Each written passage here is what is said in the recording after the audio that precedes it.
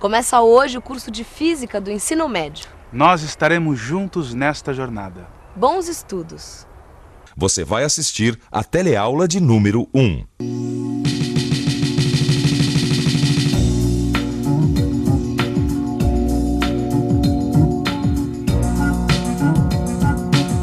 Por que as coisas caem? Será que a Terra tá parada? Boa pergunta. E o Sol? O Sol é ou não é uma bola de fogo? Pois é. E a Lua, Gil? Olha lá. Me diz, o que a Lua tá fazendo lá em cima? Olha, Tudo são perguntas. eu fico me perguntando o seguinte, como começou o tempo, Vicente? Ó, e o pensamento, rapaz? Como é que surgiu ele? Não, e como é que surgiu a vida?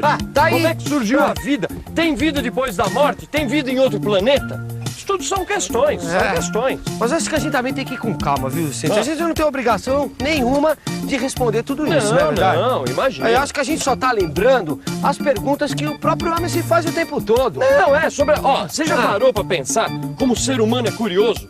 Como a gente é curioso pelas coisas, a gente tá sempre querendo saber o porquê das coisas, rapaz. É impressionante. Sabe que você tem razão, mas olha, eu vou dizer uma coisa.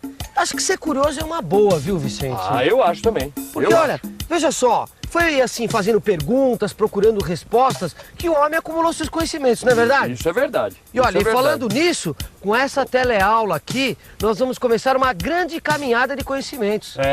Vão ser 50 teleaulas, onde você vai ficar sabendo de alguns conhecimentos que o ser humano acumulou sobre os movimentos, sobre a força, velocidade, aceleração, energia, pressão, temperatura, campos elétricos, núcleos de átomos, enfim, conhecimentos sobre o mundo da física.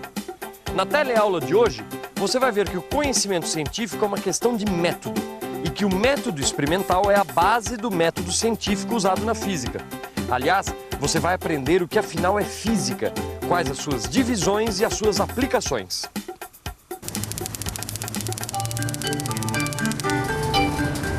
Oi, você já me conhece, eu sou a Maristela, aquela que trabalha de dia e estuda à noite, por isso não tem tempo a perder. Pois agora eu consegui unir o útil ao agradável. Eu nunca disse, mas o que eu estudo à noite é física. E eu escolhi um trabalho que tem tudo a ver com o que eu gosto.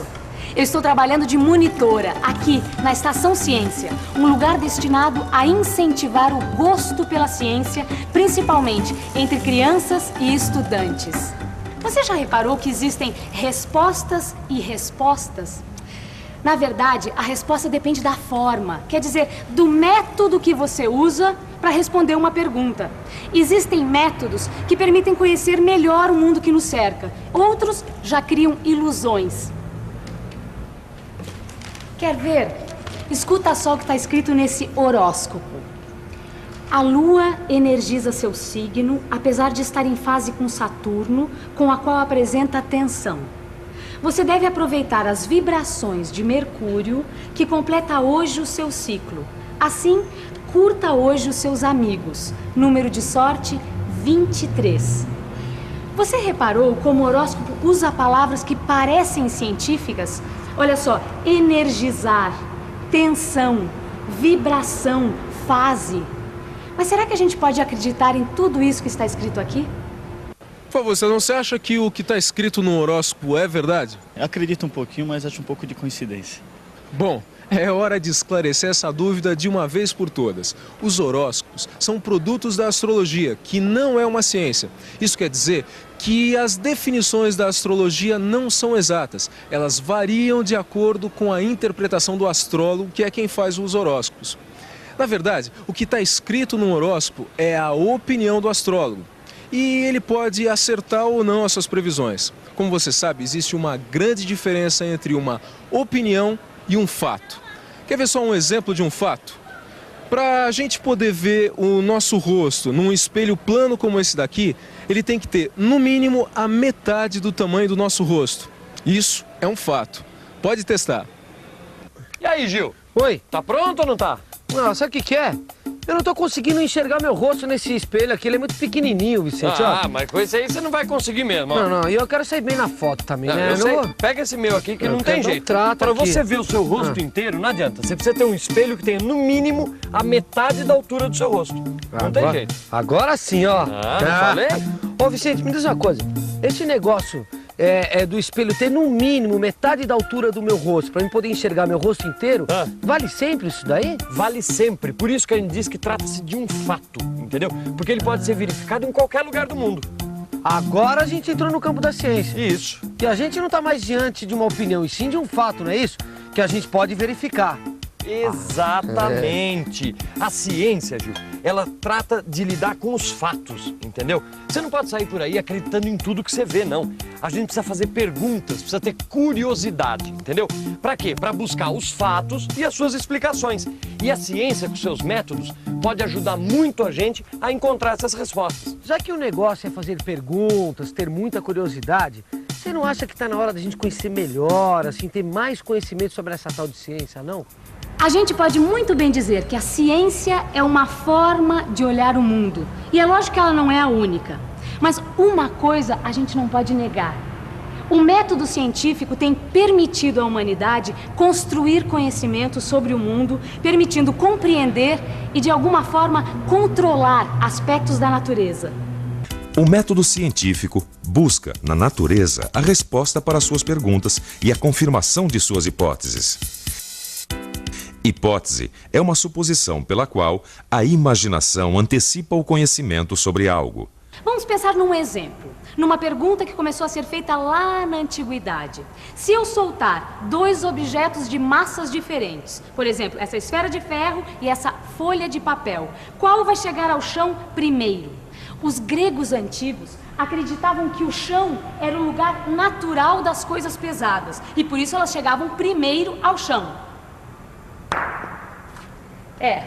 Durante muito tempo essa hipótese dos gregos era considerada uma verdade. Isso só mudou por volta de 1500, quando os cientistas criaram o método experimental.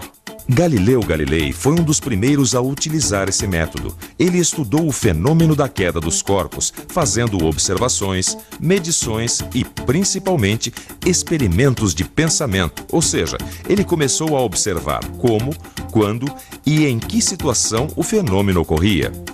Galileu deixou cair do alto da Torre de Pisa, na Itália, uma bala de canhão e uma de mosquete, 100 vezes mais leve.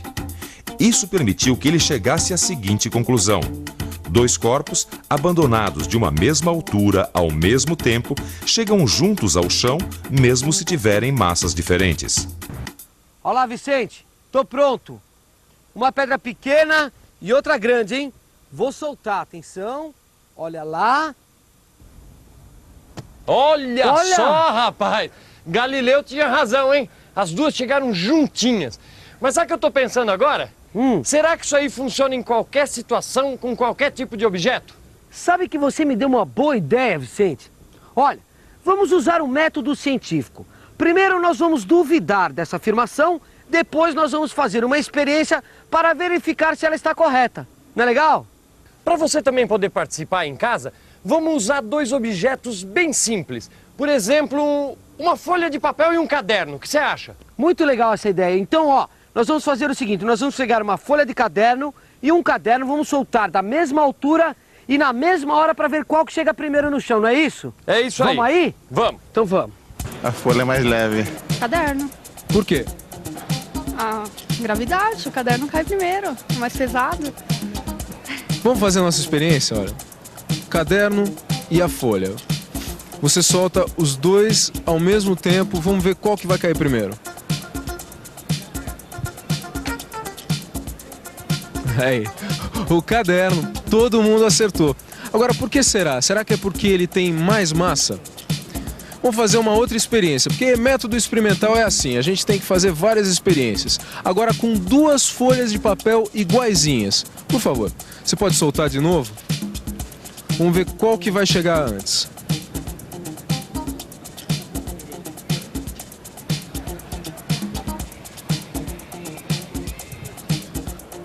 Olha só, a gente realizou essa experiência várias vezes. Ora chegou uma folha antes, ora chegou a outra, às vezes chegaram as duas folhas juntinhas. Ou seja, a gente não pode afirmar com antecedência qual das duas folhas vai chegar antes no chão. Curioso, não é mesmo? Agora, por que será que dois corpos com a mesma massa não caem ao mesmo tempo? Será que alguém tem alguma hipótese para explicar esse fato? Olha, minha hipótese é a influência do ar nas folhas que fazem com que elas não caiam ao mesmo tempo no chão. Não é isso mesmo? O ar interfere na queda dos corpos. Essa é uma boa hipótese e merece ser testada. Então, vamos continuar usando o método experimental. Vamos fazer outra experiência. Eu tenho aqui 2 folhas iguaizinhas. Eu vou amassar uma delas até transformá-la numa bolinha. Então, vamos repetir a experiência. Qual cai mais rápido? Viu só? A folha amassada cai em linha reta, sem ser segurada pelo ar. Então nós podemos diminuir a influência do ar na queda dos corpos? Se você pensou numa nova experiência, acertou. Bom, eu vou colocar essa folha de papel sobre este caderno. Então vamos ver qual chega antes ao solo. Viu só? Eles chegam juntinhos. O que a gente fez nesse caso foi controlar a experiência, impedindo que o ar atrapalhasse a queda da folha de papel.